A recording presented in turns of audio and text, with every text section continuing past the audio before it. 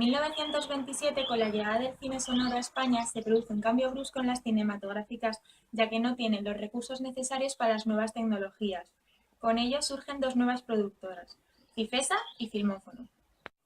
Durante el periodo de la Segunda República, dado el aumento del salario de los trabajadores, incrementa también el gasto en el tiempo de ocio, lo que incluye el cine. Durante la Guerra Civil Española de 1936 a 1939 se produce una fuerte crisis cinematográfica por la destrucción de estudios, además de la situación de emergencia. El poco cine que queda es usado como propaganda bélica. Con la victoria del bando franquista en la Guerra Civil, damos paso a la dictadura franquista. Esta dictadura comienza con la gran parte de los actores y de los directores en el exilio. El cine es usado como propaganda de adoctrinamiento nacional católico, ayudándose de la censura y de las medidas legales para evitar el surgimiento de nuevas ideologías. Pasamos a los años 40, en los que se produce una reconstrucción del país.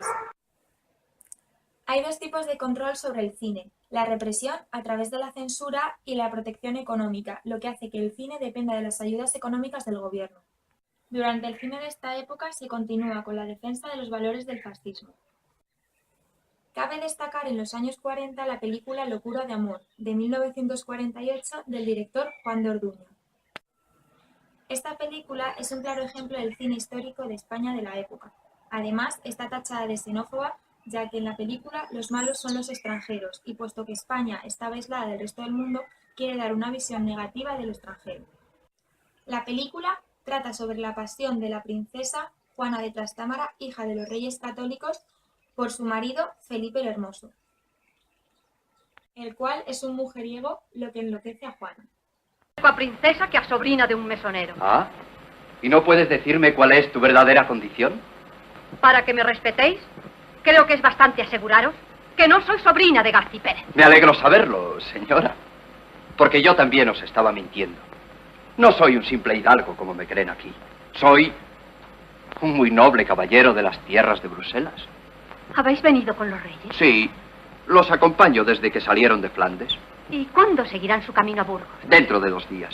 Yo también tendré que marcharme, pero espero vuestra compañía. Señora, he venido a proponéroslo. Seguidme y pedid en cambio todo cuanto queráis. ¿Tanto podéis? Cuanto quiero. ¿Sois amigo del rey? Puede decirse que el rey y yo somos una misma persona. ¿Y si yo quisiera entrar en palacio? Eso no es difícil.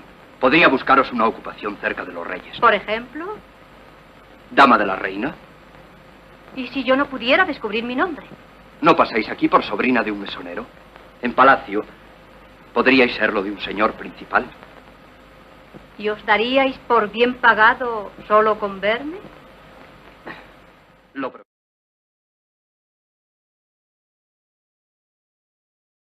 Estamos en Guadalís de la Sierra y yo voy a hablar sobre la década de los 50 y los 60 del cine español.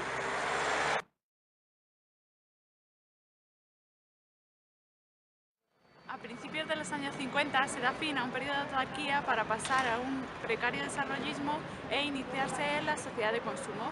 En lo político, la antigua guardia falangista fue apartada del poder y tuvo influencia la Iglesia Católica. En lo económico, la nueva burguesía tuvo cada vez más poder.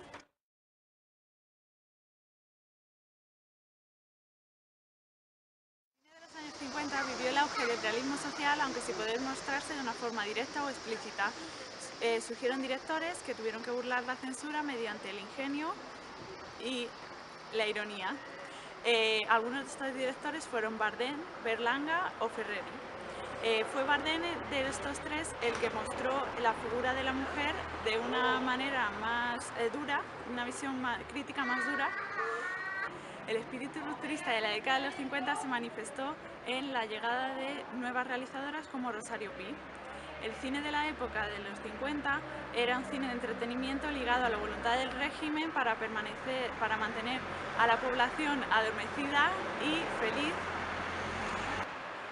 Después apareció el ciclo del cuplé, que tomó forma a través de la figura de Sara Montiel, la que representó diferentes mujeres de las que hasta entonces estaban acostumbradas la sociedad española en películas como El último cuplé o La violetera. A finales de la década de los 50 surgió una nueva comedia que tenía diferencias con la que había habido en años anteriores. Una de las películas más representativas de la década de los 50 fue Bienvenido Mr. Marshall, y como podéis ver a mi espalda estamos en Guadalix de la Sierra, donde se grabó, y aparecen en una estatua el abuelo y el niño con los carteles tal y como aparecían en la película. Esta película fue rodada en 1953 y dirigida por Luis García Berlanga. Es una crítica a la situación que vivieron los habitantes de Guadalix de la Sierra, ya que se estaban preparando para la llegada de los americanos en representación del Plan Marshall, y esta visita nunca se dio a cabo, nunca llegaron los americanos, al igual que el Plan Marshall.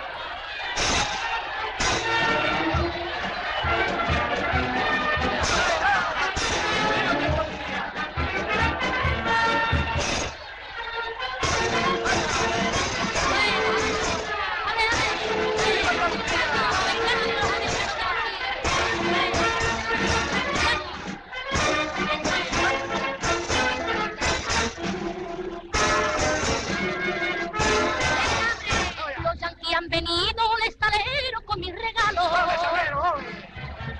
Y a las niñas bonitas van a obsequiarla con aeroplano de chorro libre que corta el aire y también rascacielos bien conservado en Friguedaire.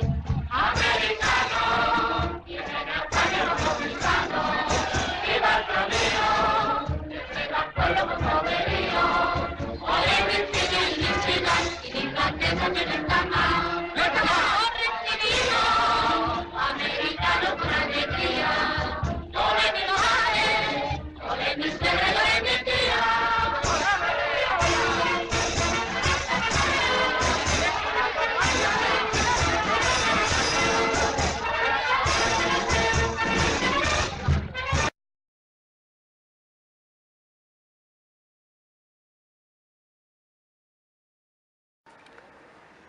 Ya dentro de la década de los 60, este género tuvo un gran aperturismo debido al costumbrismo yeye de Paco Martínez Soria, quien creó un canon basado en el casticismo del paleto en la gran ciudad y el aperturismo a la sociedad de consumo. Se comenzaba a rechazar el prototipo más antiguo de mujer, sobre todo en sus formas más arcaicas. Se denunciaba el modelo posbélico debido a su forma anticuada. La mujer comenzó a gozar de una cierta libertad, sobre todo para optar a un camino de elección económica y sentimental. La nueva mujer ya no buscaba encontrar un marido e hijos, sino su propia independencia, alejándose del arquetipo patriarcal tradicional. En el cine de finales de la década de los 60 hubo un cambio radical, convirtiéndose este en una industria con resultados poliédricos. Surgieron otros cines más vanguardistas, aventureros y marginales, poco gratificantes para el gran público, y se adentraron en los territorios del terror.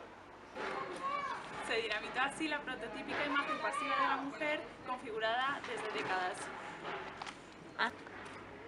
Una de las películas más conocidas de la época de los 60 fue Atraco a los tres.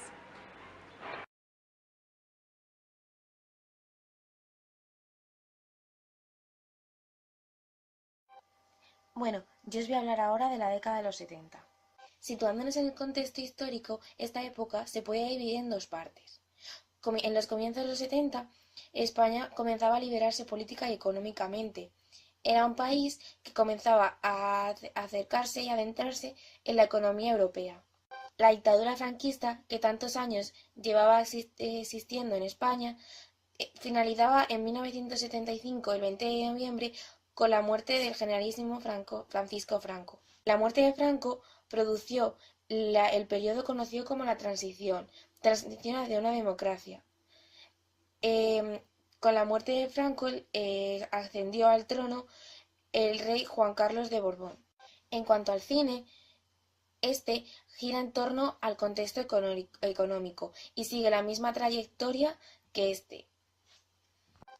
Aparece el cine en color y es conocido el cine de esta época como el cine del destape. Predominan los temas como la homosexualidad, el tema lésbico. Existen en esta época tres tipos de cine. Un cine de comedia, una comedia que llevaba dándose en épocas anteriores, conocida como la comedia a la española. Un cine de oposición hacia el franquismo que había terminado, o un cine intermedio conocido como la tercera vía. Mujeres que destacan en esta época son Bárbara Rey o María Luisa San José. Bárbara Rey fue una de las figuras más importantes y representativas del sex symbol, y María Luisa San José llegó a ser una de las actrices más asuadas de la comedia a la española.